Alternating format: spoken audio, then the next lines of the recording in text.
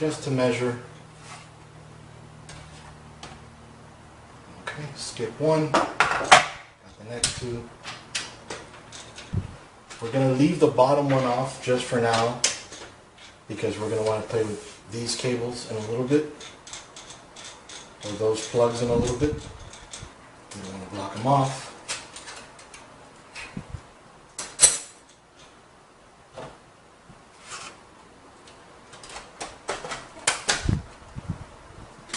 Perfect.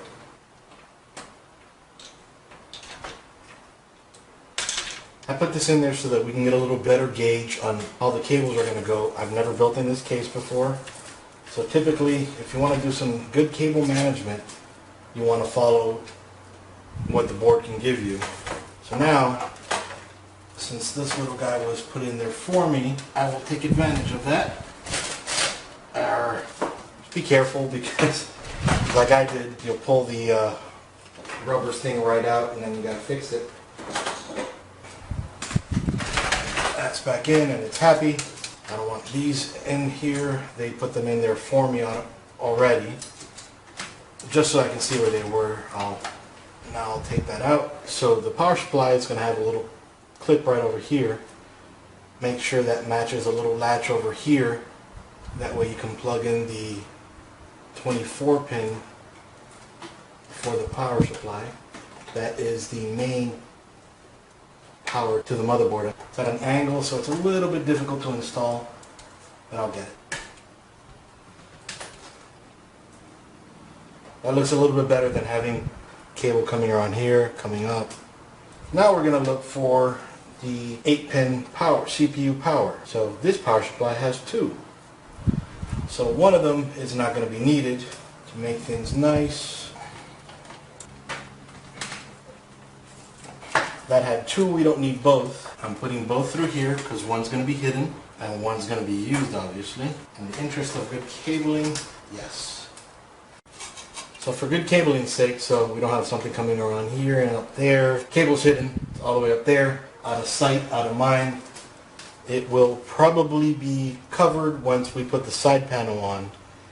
One thing I did forget to do when I first put everything in here is connect this 120 millimeter fan back here. I'm going to first make it look pretty, which also makes it a little bit shorter.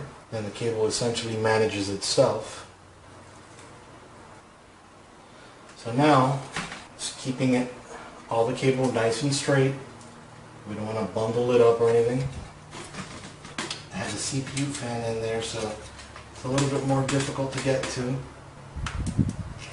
Alright, so now, cool, it's plugged in, but you don't want it sloppy. So what we do here, it's a short little cable, as far as anyone else knows. We have that built. Let's go ahead and get rid of these guys. These are for the power, for the reset, for USB 3, for audio. It's got it all there. We'll start with the furthest one out, which is the front panel audio. So now we're going to have to come down through the same one that we've been using for the power supply cable. I'll adjust that a little bit later. So now we have the USB 3. This one is a thicker cable. Hopefully it's long enough. Let's see. So now USB 3 is plugged in. We have all these little guys to go for the reset, power LED, hard drive LED, and power switch. LED, LED. That may look sloppy right now, but we can always hide it like that. You'll never see it. Right now, it's just quick stuff. I'm going to feed all these little cables through here. They're a little bit short, but long enough to reach. The motherboard is typically labeled with what everything is, so it's typically pretty easy to read. You just push those little plastic pegs through the pins. That's plugged in, and now the front, there's two front fans. What I'm going to have to do is, top one is going to have to be routed with these cables so that I can put it in through here, plug it in here, and this bottom one is going to be routed through the bottom, coming in through here, feeding into here. That's what I'm assuming. Let's see how that goes. looks to be perfect. And now, bottom cable. Sorry, I don't mean to be blinding you with the top of my head. Now, I was kind of thinking to just plug everything else in. I see that there's possibly a way to get these cables in here partially hidden. Let me unplug the USB 3 port real quick. If I am correct,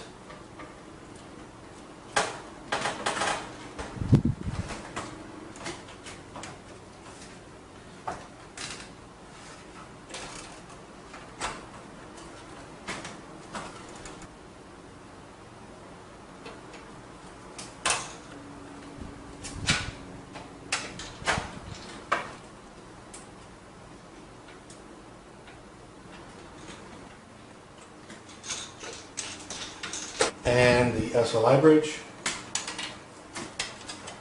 When I get this last one in here,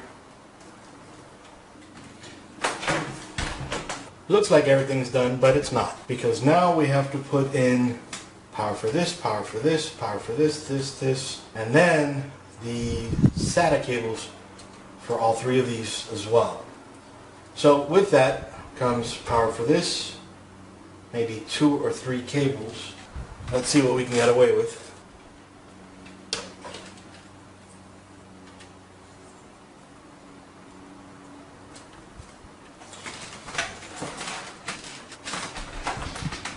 It's a big mess back here, but I should hopefully be able to clean all that up soon. So that's power for the hard drives. Quick and easy, since it's something out of sight, out of mind. Can hide back here. We'll come back to that. And now we need these guys up here. So plug in another one over here.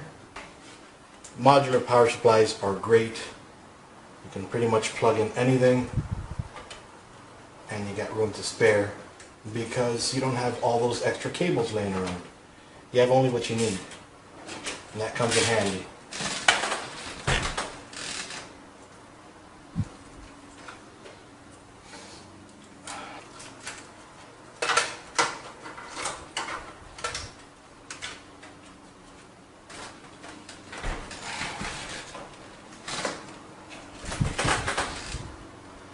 Then you want to plug in the power for the opticals. Plugged in right here, pretty nice. So now it's SATA power. So the top up here is the AS Media controller. AS Media. They say not to plug in opticals, but I've always done it.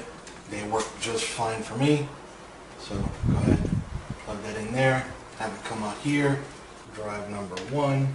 And number 2, plug that in over here, here. So now both opticals will be working just fine. I'll clean that up a little bit later. Now let's do the hard drives. I'll keep the SATA